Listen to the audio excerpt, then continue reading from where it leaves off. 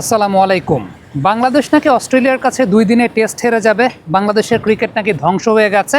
Social মিডিয়ার একটা পক্ষের বট বাহিনীর এ সমস্ত হুজুগে 80% মানুষ লাফায়, সেটা খুবই স্বাভাবিক। এটা অনফিল্ডের গত কয়েকদিনের কন্টেন্টের কমেন্ট বক্স দেখে আমাদের টিম আসলে ঠিকঠাক মতো ডিকোড করতে পেরেছে। হাসান মাহমুদ ডারউইনের বাতাসকে কাজে লাগিয়ে ভালো করতে পারেন, এই ব্যাপারে অ্যানালাইসিস আমরা 1 সপ্তাহ আগে সর্বপ্রথম দিয়েছিলাম, যেটার থাম্বনেল শিরোনাম আপনারা দেখছেন ঠিক এই মুহূর্তে, যে নাহিদ রানা না থাকলেও হাসান মাহমুদ যে আছেন সেই ভরসাটা আমরা আপনাদেরকে দেওয়ার চেষ্টা করেছিলাম। সেখানেও অনেকে, তখন তো সোশ্যাল মিডিয়াতে একদম রব উঠে গিয়েছিল যে নাহিদ রানা নাই মানে বাংলাদেশ তো 2 দিনে টেস্ট হেরে যাচ্ছে, অস্ট্রেলিয়া 500-600 রান করবে আর স্টার্ক কামিন্সটা বাংলাদেশ খেলতে পারবে না। আর স্টার্ককেও খেলতে গেলে আপনাকে ফ্লিক শটে পারদর্শী হতে হবে। সেই ভিডিওটার থাম্বনেলটাও ঠিক এই মুহূর্তে আপনাদেরকে একটু দেখিয়ে দিলাম। সাদমান ফ্লিক শটে খেলতে গিয়ে ভুল করে আউট হয়েছেন, সেটাও আপনারা দেখেছেন। তবে এনিওয়েজ, হাসান মাহমুদ প্রথমেই কিন্তু আসলে প্রমাণ করেছিলেন প্র্যাকটিস গেমে 4 উইকেট নিয়ে ডারউইনে, এবং 6 উইকেট নিলেন তিনি আসলে মূল টেস্ট ম্যাচে। এখন কেন আমরা তখন বলেছিলাম যে ডারউইনে হাসান মাহমুদ ভালো করতে পারেন? It's because of the wind, বাতাসের যে ফ্যাক্টর। একদম সকালে রোদ ছিল কিন্তু প্রচণ্ড পরিমাণ বাতাসও ছিল, এবং ডারউইনে ন্যাচারালি যে বাতাসটা থাকে সেই বাতাসটাতে হাসান মাহমুদ যে কাইন্ড অফ নেচারের বোলার, ওই নেচারের বোলার যে সর্বোচ্চ ফায়দা উঠাতে পারবেন এবং সেটা অস্ট্রেলিয়ান বোলারদের চাইতেও বেটার ফায়দাটা লুটতে পারবেন, এই কথাটা অনফিল্ডের পর্দায় খুব গর্বের সাথে খুব কনফিডেন্টলি বলেছিলাম। এই কারণ এটা অতীতে ডারউইনের মাটিতে বিভিন্ন ম্যাচ পরিসংখ্যান বিশ্লেষণ করে তাই দেখা গেছে।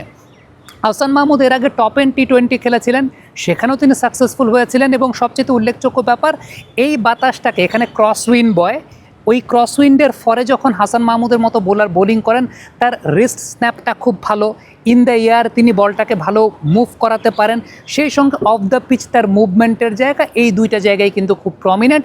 এই সব কিছু আমরা আমাদের আগের ভিডিওগুলোতে বলেছিলাম।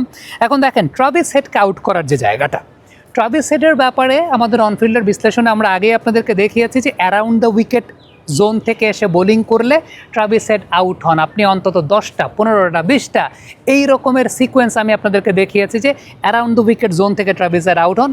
হাসান মাহমুদ ট্রাভিস হেডকে অ্যারাউন্ড দ্য উইকেট জোন থেকে আউট করেছেন। তবে এই আউটটা করার যে ব্যাপারটা, এখন হেড কি জানেন না যে তাকে অ্যারাউন্ড দ্য উইকেট বল করলে তিনি আউট হন?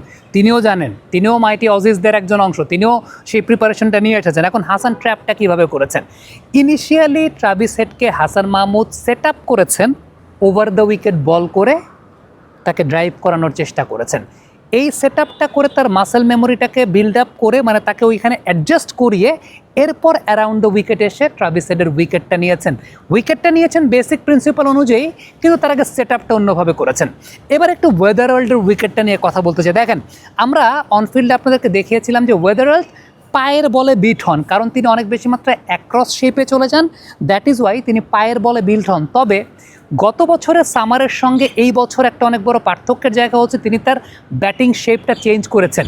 আগে যেমন তিনি অনেক বেশি মাত্রায় অ্যাক্রস চেতেন, আপনারা দেখেন ভিডিওটা আমি আপনাদেরকে দেখাচ্ছি, এখন তিনি অতটা অ্যাক্রস চান না, তিনি সেই জায়গাটায় অনেক বেশি মাত্রায় ফ্রন্ট লেগ ক্লিয়ার্ড নির্ভর ব্যাটিং করতে পছন্দ করেন, বা আগের মতো অত অ্যাক্রস চান না। সো হাসান যে কাজটা করেছেন সেটা হচ্ছে তাকে পায়ে বল না করে away from the body bowl করেছেন।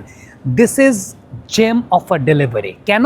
কারণ ওয়েদারওয়ার্ল্ডের নর্মাল দুর্বলতার জায়গা অ্যানালিসিস করে, যেটা আগে থেকে এটা বাংলাদেশ টিমের কাছেও ছিল, 5+ স্টার রেটিং প্রাপ্ত দেশের সর্বোচ্চ বিদ্যুৎ সাশ্রয়ী ওয়ালটন এসি স্মার্ট কমফোর্ট এখন নেক্সট লেভেলে, যে তাকে পায়ে বল করলে তিনি আলটিমেটলি দুর্বলতা থাকে। কিন্তু এই বছর তিনি যখন এই টেস্টটা খেলতে নেমেছেন, তার টেকনিক্যাল পরিবর্তন করে নেমেছেন, তিনি ওই রকম অ্যাক্রস শেপে যাচ্ছিলেন না, তিনি খুব মিনিমাল ট্রিগার মুভমেন্ট নিয়ে খেলছিলেন।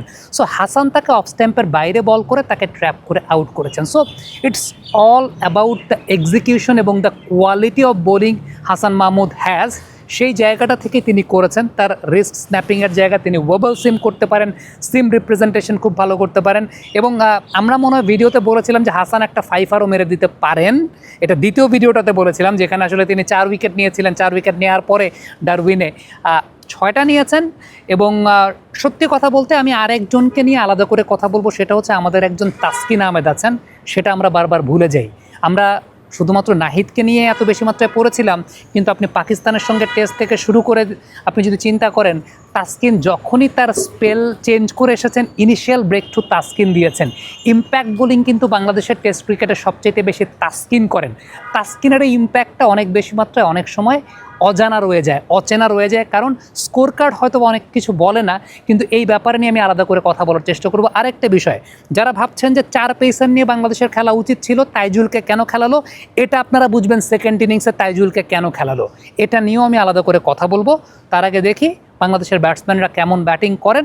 আই উইশ, আমি বলেছি যে মুমিনুলের নামে একটা 50 লেখা আছে, আমি জানি না তিনি করতে পারবেন কিনা, ডিফিকাল্ট ডেফিনেটলি। অস্ট্রেলিয়ান বোলারটা কোয়ালিটি বোলার, বাংলাদেশ এই টেস্ট ম্যাচ হারতেও পারে, but according to you people, ওই যে মানে বট বাহিনীর কথা শুনে যারা লাফায়, মানে দেশের ক্রিকেট ধ্বংস হয়ে গেছে, শেষ হয়ে গেছে, এবং মানে ক্রিকেটে কিচ্ছু নাই, একদিন খারাপ খেললেই শেষ হয়ে ধ্বংস হয়ে গেছে সব, অস্ট্রেলিয়ার সঙ্গে 2 দিনের টেস্ট হারবে, 2 দিনের টেস্ট হারছে না অস্ট্রেলিয়ার সঙ্গে। Mind it. কমেন্ট বক্সে মন্তব্য মতামত জানতে চাই।